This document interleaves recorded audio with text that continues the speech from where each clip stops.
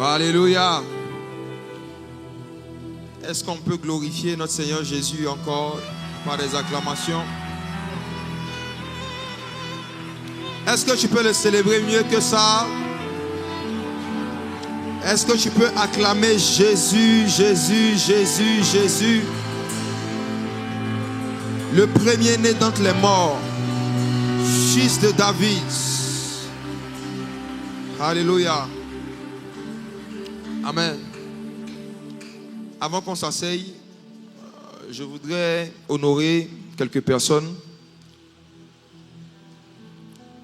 Lorsque j'étais adolescent et que je venais de connaître le Saint-Esprit, j'avais déjà entendu parler de sanctification, de paradis, d'enfer.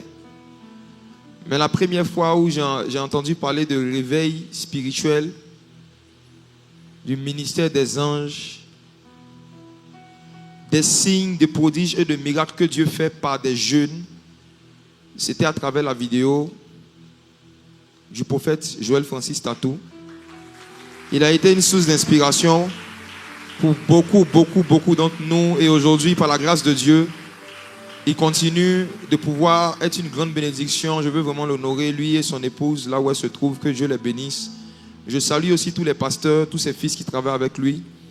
Je viens de la Côte d'Ivoire. On voit de loin ce que vous faites. Que Dieu vous bénisse abondamment. Que Dieu vous bénisse abondamment. Je voudrais aussi honorer tous les pères qui se sont joints à cette Hanouka qui sera très particulière par la grâce de Dieu. En particulier, celui qui sera l'orateur d'aujourd'hui. Pour parler comme l'apôtre Jean, je ne suis pas digne de délier la courroie de ses sandales. Je bénis le Seigneur pour la grâce qu'il nous a accordée de pouvoir être exposé aux enseignements, au conseil de ses pères. Je salue tous les pères qui sont présents, mais celui qui va apporter la parole aujourd'hui, qui est déjà présent aussi, je veux l'honorer avec toute son équipe. C'est l'apôtre Yves Castanou. Que Dieu le bénisse abondamment. Merci beaucoup. Et en dernier lieu, je veux bénir la personne par qui le Seigneur m'a engendré. Je crois que un serviteur qui n'a pas de passé n'aura pas de futur. Ce n'est pas un hasard si le livre de Matthieu chapitre 1 commence par généalogie de Jésus-Christ, fils d'Abraham, fils de David. Si Jésus-Christ, en tant qu'homme qui n'avait jamais péché, qui n'avait apparemment rien à apprendre de personne, a commencé son ministère d'abord en parlant de ses pères, je pense que nous aussi, surtout en tant que des jeunes, on doit toujours nous souvenir des pères, des personnes par qui Dieu est passé pour nous engendrer. Et en ce qui me concerne, Dieu m'a donné un père spirituel, Dieu m'a donné un père, un vrai père, rempli de sagesse, de douceur, que j'aimerais aussi honorer parce que c'est avec sa bénédiction que je suis venu ici. C'est le pasteur Yannick Djati de la Côte d'Ivoire, que je salue. Asseyez-vous dans la présence de Dieu.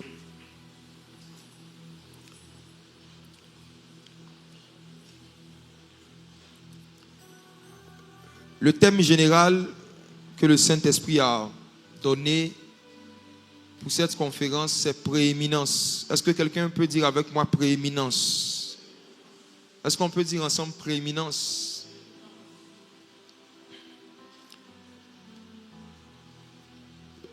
Je voudrais apporter une brève exhortation sur quelque chose qui a eu la prééminence dans le ministère de Jésus-Christ homme. Il est notre modèle à tous. Il est la première source d'inspiration de tous les disciples qui sont dans le royaume, peu importe leur ministère. C'est Jésus qui est le premier docteur, le premier apôtre, le premier pasteur, le premier évangéliste, le premier des prophètes. Et il y a quelque chose qu'il a fait pendant son ministère qui a eu la prééminence même jusqu'à aujourd'hui lorsqu'on parle de Jésus et qui était le fondement de la puissance et de l'onction qu'il manifestait. De quoi il s'agit? C'est la vie de prière. J'aimerais parler de la prééminence de la vie de prière dans le ministère de Jésus-Christ homme. Je vous invite à prendre avec moi le livre de Matthieu chapitre 26. Est-ce qu'il y a quelqu'un qui peut m'aider à faire la lecture? Est-ce que quelqu'un a le micro pour faire la lecture? pour qu'on puisse aller rapidement. Je vais donner 3 versets que je veux qu'on lise très rapidement. Le premier, c'est Matthieu chapitre 26, le verset 7.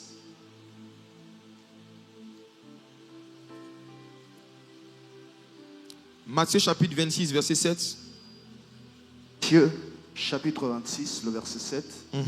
Nous lisons au nom de Jésus. Une femme s'approcha de lui, tenant un vase d'albâtre qui renfermait un parfum de grand prix. Et pendant qu'il était à table, elle répandit le parfum sur sa tête. La Bible précise la partie du corps sur laquelle cette femme a versé le parfum. Elle a versé sur sa tête. Mais regardez ce que Jésus dit au verset 12. Verset 12. En répandant ses parfums sur mon corps, elle l'a fait pour ma sépulture. La femme verse le parfum sur sa tête. Et Jésus dit qu'elle a versé sur son corps. Lisons Marc chapitre 16, verset 1. Marc chapitre 16, verset 1. Le verset 1. Nous lisons. Lorsque le sabbat fut passé, Marie de Magdala, Marie mère de Jacques et Salomé achetèrent des aromates afin d'aller embaumer Jésus. On nous montre encore ici des femmes qui sont venues vers Jésus avec des parfums. On va lire un dernier verset. Le dernier verset, c'est Apocalypse chapitre 5, le verset 8. Apocalypse chapitre 5, verset 8. Le verset 8. 8.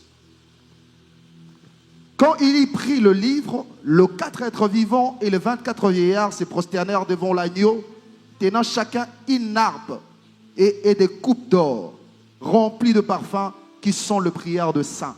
Remplies de parfums qui sont les prières des saints. Amen. Voici. Lorsque le Seigneur Jésus est né, la Bible dit que des mages sont venus de loin pour l'adorer. Et en l'adorant, ce ne sont pas des cantiques qu'ils ont chantés, mais ce sont des objets qu'ils ont donnés. Ils ont donné 3 objets, l'or, la myrrhe et l'encens. Parmi ces 3 objets, il y avait 2 objets qui étaient des parfums. L'encens, ce sont les parfums. C'est quelque chose de parfumé. La myrrhe aussi est quelque chose de parfumé.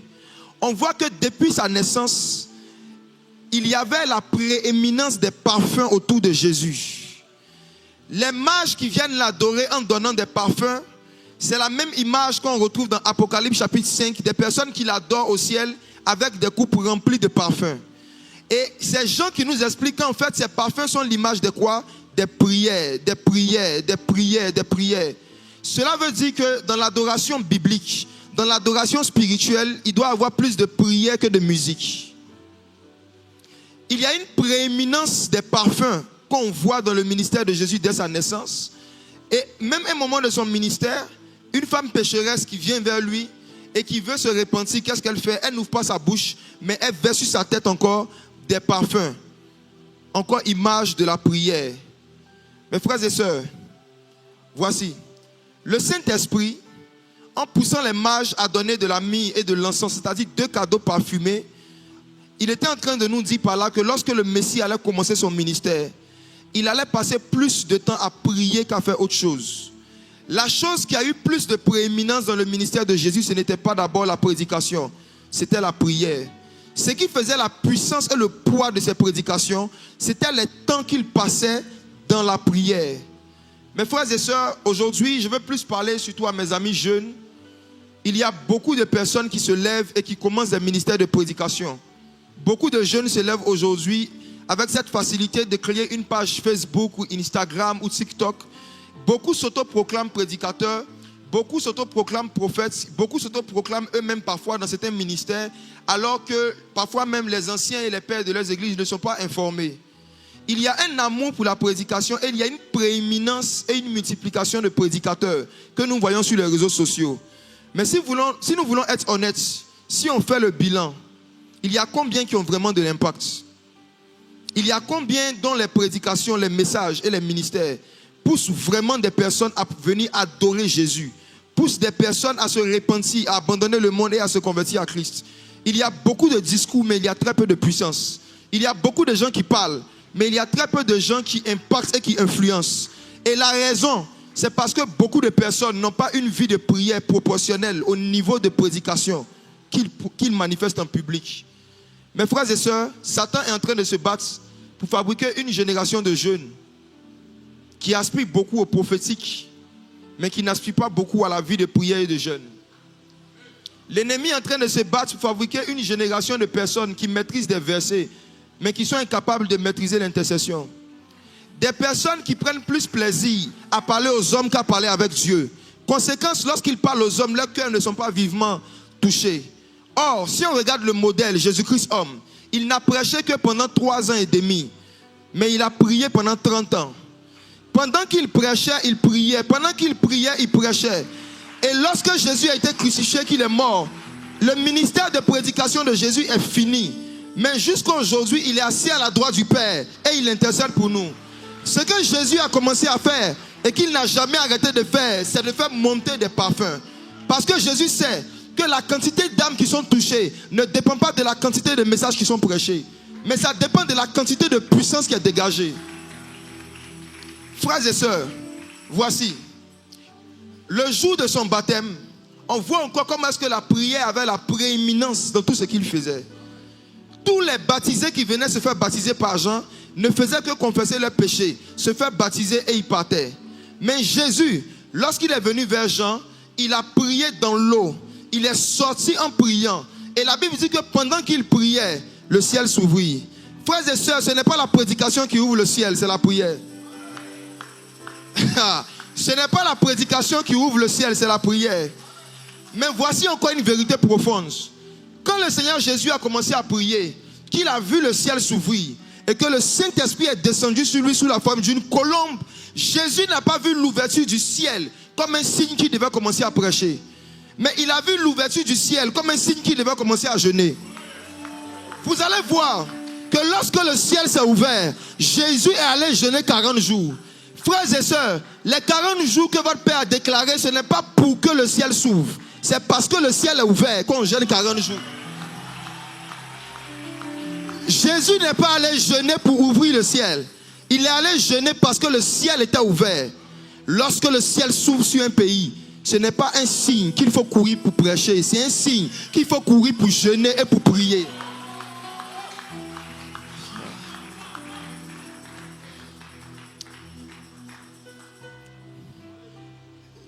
Le ciel était déjà ouvert sur l'église du Congo. Mais après la mort de Maman Blanche, le ciel s'est ouvert encore plus. L'une des choses qui montre que le ciel s'ouvre, c'est le rapprochement des oints. C'est la réconciliation et l'unité des enfants de Dieu. Le mouvement qui a commencé à se passer dans l'église du Congo après la mort de Maman Blanche est un signe qu'il y a une nouvelle saison de ciel ouvert qui a commencé. Et dans ce genre de saison, ce que nous devons multiplier, ce qui doit avoir la prééminence, c'est la prière et le jeûne. L'unité ne se déclenche pas et ne se conserve pas dans des causeries autour des plats. L'unité se déclenche et se conserve dans la prière. C'est la raison pour laquelle dans Jean chapitre 17, quand Jésus priait, il a prié pour l'unité de ses disciples. Si Jésus prend le temps de prier pour l'unité, ça veut dire que le premier outil qu'on utilise pour construire et pour maintenir l'unité, ce ne sont pas les rencontres privées, c'est la prière.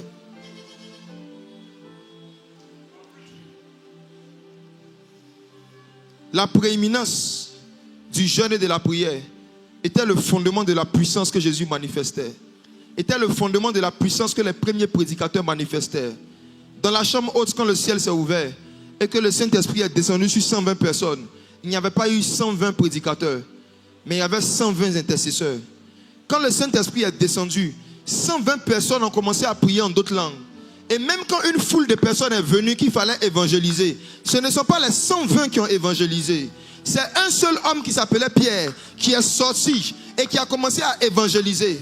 Et Pierre n'a rien dit d'extraordinaire. Si vous lisez Actes chapitre 2, Pierre a juste récité et rappelé des versets de Joël et de David.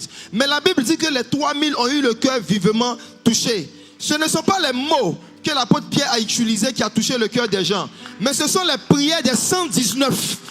Est-ce que vous remarquez que dans la chambre haute, Pierre a prêché dans une atmosphère de prière. Pendant qu'il était en train de prêcher, il y avait 119 personnes derrière lui qui étaient encore sous le feu de l'esprit et qui disaient Rakums et Patawia, Skepatake Mandakavalor, Skependeke Badia Pelator. Il y avait du poids dans ce qu'il disait, parce que ce qu'il disait était soutenu par 120 hommes de prière.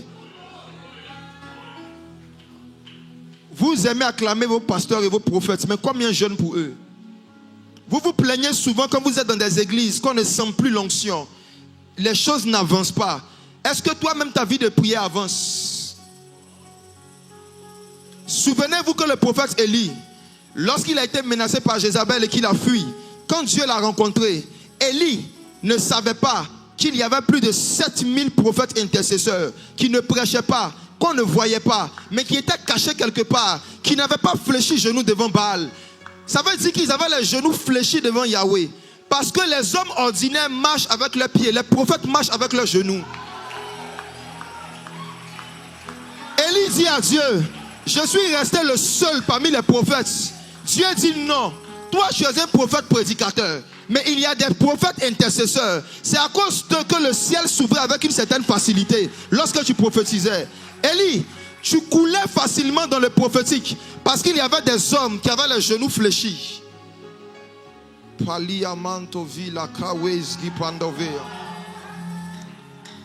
Je vais terminer avec ce point. La Bible dit dans le livre de Hébreux chapitre 7 versets 23 à 25 que Christ, Jésus, a un sacerdoce qui n'est pas transmissible parce qu'il est encore vivant pour intercéder. Il y a une partie du ministère de Jésus qu'il n'a pas transmis à l'église, qu'il n'a pas délégué à l'église, c'est la prière. Jésus nous a envoyés pour prêcher, mais en ce qui concerne l'intercession principale qui se fait dans les cieux, c'est lui-même qui est en charge. Jésus est le responsable du département d'intercession du ciel. Il est assis à la droite du Père. Et jusqu'à aujourd'hui, il intercède pour nous. La mauvaise nouvelle qui est dans Hébreux chapitre 7, versets 23 à 25, c'est que vous et moi, en tant qu'église, en tant qu'épouse de Jésus, nous ne pouvons pas exercer le sacerdoce d'intercession du Messie à sa place. On ne peut pas. Parce qu'il est encore vivant. La Bible dit au verset 25, il est encore vivant pour intercéder. L'une des choses qui montre qu'un prédicateur est vivant, ce n'est pas sa capacité à prophétiser, c'est sa capacité à intercéder. Si tu n'arrives plus à prier, tu es mort, même si tu prêches bien. Si tu n'arrives plus à jeûner, tu es mort, même si tu donnes des numéros de téléphone. Si tu n'es pas capable, quand personne ne te voit, de fléchir genoux pour le Congo, de fléchir genoux pour ta famille, de fléchir genoux pour ces ouins qui sont tombés, tu es mort. Les morts ne prient pas. Il ne nous a pas transmis ce sacerdoce. Ce sacerdoce n'est pas transmissible. Par contre, voici la bonne nouvelle et je termine avec. Il nous a rendus co-héritiers.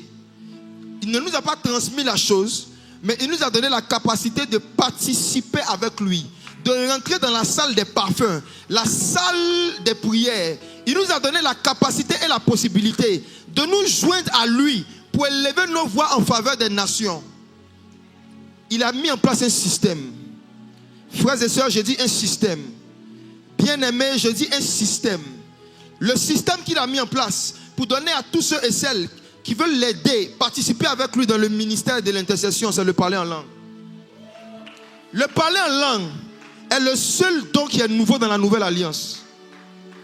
Regardez 1 Corinthiens chapitre 12 et vous allez voir que tous les dons qui sont cités par l'apôtre Paul se manifestaient dans l'Ancien Testament. Le don de guérison, le don d'opérer des miracles, le don de prophétie. Tous ces dons se manifestaient. Mais le seul don pour lequel Jésus dans Marc chapitre 16 a utilisé le mot nouveau, c'est la langue. En mon nom, ils parleront de nouvelles langues. Le parler en langue n'est pas juste un don, c'est un système de communication entre le ciel et la terre. Le parler en langue n'est pas juste un don, c'est une échelle. Lorsqu'on adore Dieu, l'adoration fait descendre la présence de Dieu. Mais lorsqu'on prie en langue, l'adoration fait monter la présence de l'homme vers Dieu. La louange et l'adoration font descendre le siège de Dieu. Mais celui qui rentre dans les langues, wow. Voici pourquoi, de façon inconsciente, La plupart des croyants, lorsqu'ils doivent prier en langue, disent « Je monte en esprit ». En fait, la louange fait descendre Dieu. La prière fait monter l'homme. Jean, dans le livre d'Apocalypse, il dit qu'il regardait des personnes adorer Dieu. Ils adoraient l'agneau qui est assis sur le trône. Mais ce qui est étrange, c'est que personne ne prononçait le nom Jésus. Le nom Jésus, le mot Jésus n'apparaît plus dans Apocalypse chapitre 4 jusqu'au chapitre 21.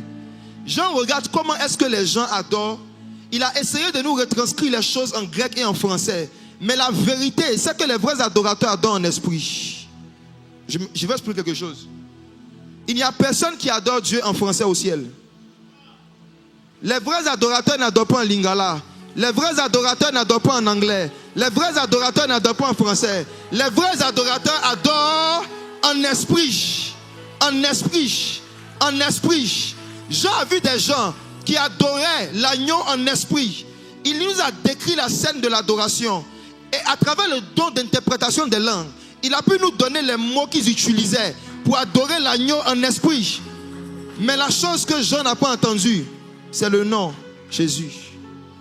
Et vers la fin du livre d'Apocalypse, Jésus, se révélant à lui sur un cheval blanc, lui montre qu'il a sur sa cuisse écrit un nom que personne ne peut traduire. Un nom que personne ne connaît, si ce n'est lui seul. Frères et sœurs, qu'est-ce que je veux dire par là? La pratique de la prière et du jeûne nous donne accès à des informations sur Dieu que personne ne connaît. L'Église, Dieu veut faire rentrer l'Église dans une nouvelle phase de connaissance et de révélation sur la personnalité de Jésus, qui n'est pas dans les mots qu'on connaissait auparavant. Vous allez voir des nouvelles façons dont les gens vont commencer à adorer Dieu, avec des façons, des mots, même des styles musicaux, des instrumentaux qui ne sont pas d'ici.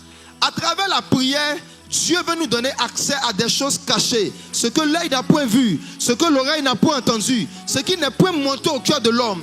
Dieu a gardé ces choses pour ceux qui l'aiment. Et ceux qui l'aiment, c'est ceux qui prient. C'est ceux qui prient.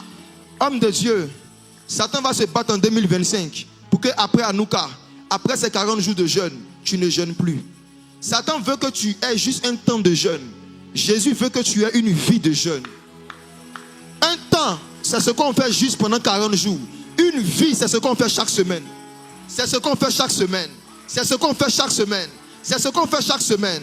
Je suis convaincu que ces différents temps de jeûne et de prière qui sont décrétés dans le corps de Christ ont pour objectif de former des disciples qui, sur toute l'année 2025, vont avoir de la prééminence dans le jeûne et la prière sur toutes les autres activités. Voici pourquoi j'aimerais qu'on prie le Seigneur. Je vais terminer par ça.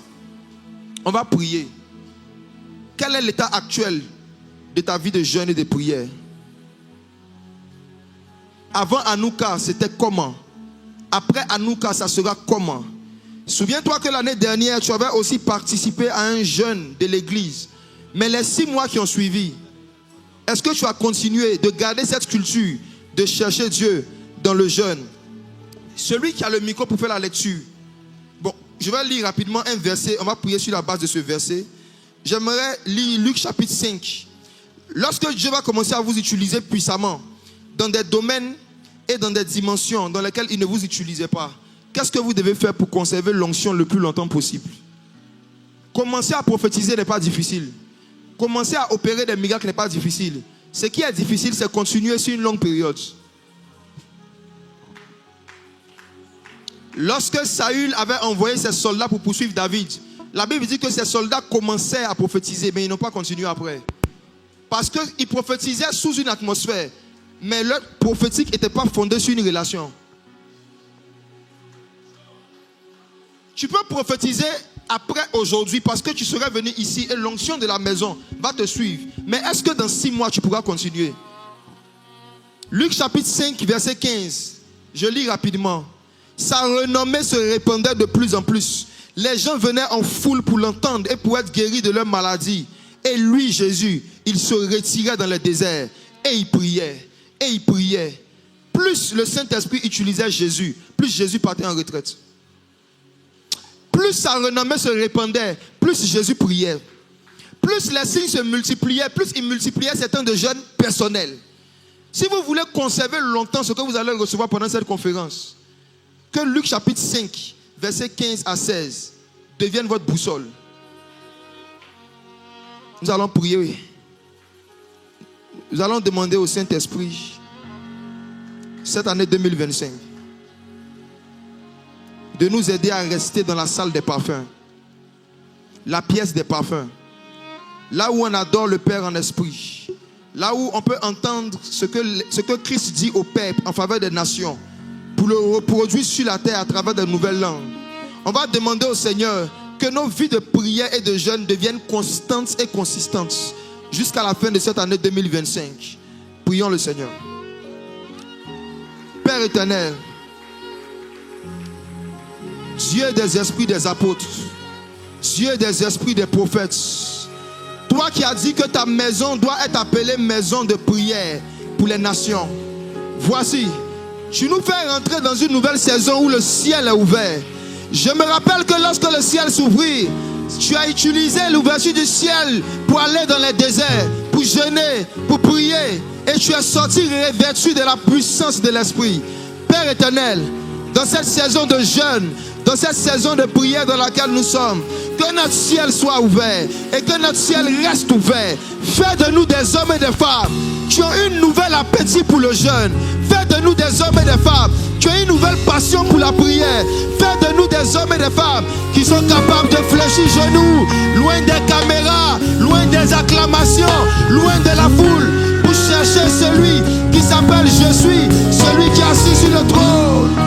Valéria de blé, Rabaïla Scopé, Eraliska Bandale, Alebralis, Scapaleon, Talakawi, Iskaple, Iskapalo, Eralos, Kiblade, Oblahin de classe de paix, Ola Blaze, Combelia, Arelus, Gepaleo, Eralaila Mansko Blaze, comme de clays de paix, Away, Skaplin Topi.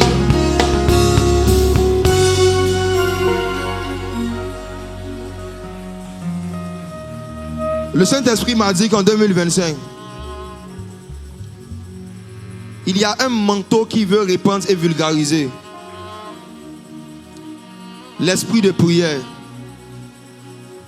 La puissance d'intercéder longtemps.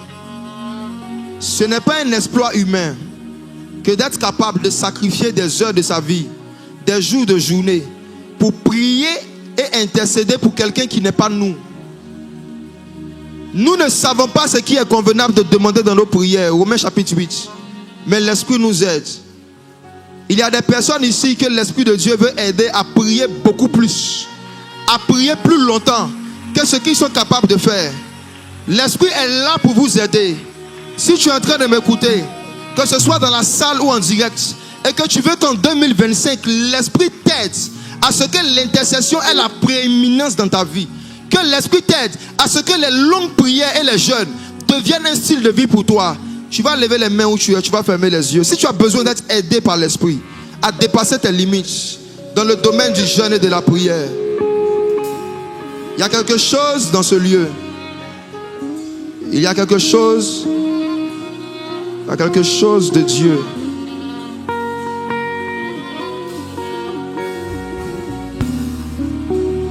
Ghetto Avir, Blande Cobert.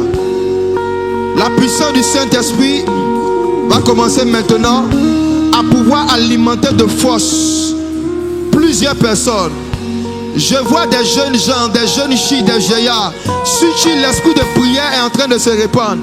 Le don du parler en langue ne vient pas seulement avec de nouvelles langues, mais le don du parler en langue vient aussi avec la capacité de comprendre et d'interpréter. Palia Komelua, Ikawa Mamamazue, et la blé la mandor, Jiblai Komeli. Esprit de grâce, esprit de prière, s'il te plaît, réponds-toi en ce lieu. Regarde ces hommes, regarde ces femmes, regarde ces âmes qui reconnaissent que par leur propre force, ils ne peuvent pas arriver là où je les appelle. Saint-Esprit, aide-les, aide-les, aide-les, aide-les. Que ta gloire et ta puissance nous emmènent loin cette année. Irado brelo si bloqué wa mama soupledi.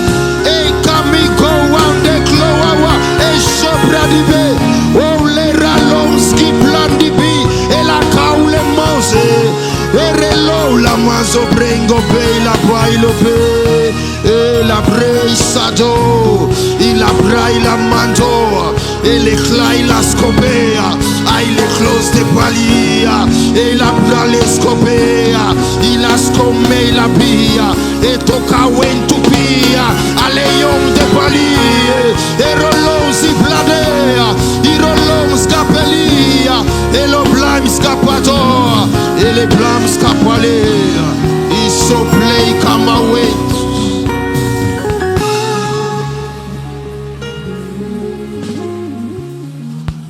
Merci pour cette grâce, Père. Restons dans les parfums. Qu'en tout temps, nos cœurs deviennent des autels de parfums. Qu'il y ait toujours des prières qui montent de nous vers toi. Merci, Saint-Esprit. Merci, Saint-Esprit. Merci pour ces vies de jeûne et de prière que tu restaures pendant cette conférence à Nouka. Merci pour ces recharges spirituelles que tu vas déposer dans les esprits de ces hommes et de ces femmes qui sont venus te chercher. Merci Père éternel Dieu pour ces ministères qui vont devenir constants. Merci pour les nouveaux effets que nos évangélisations et nos prédications auront sur le cœur de ces hommes et de ces femmes qui ne connaissent pas Jésus, le premier-né d'entre les morts. Est-ce qu'on peut acclamer Jésus? Est-ce qu'on peut ovationner Jésus?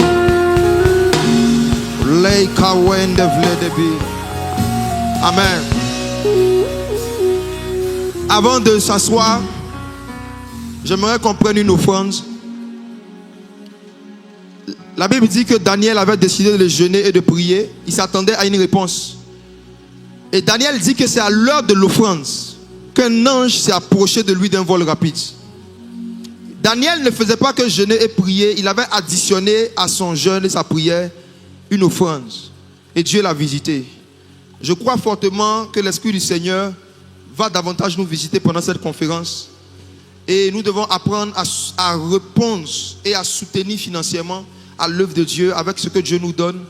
J'aimerais que quelqu'un prenne quelque chose selon ce que Dieu lui met à cœur. Et que je dise au Seigneur, de la même manière qu'à l'heure de l'offrande, tu as visité Daniel, visite-moi pendant cette heure d'offrande. Allons-y.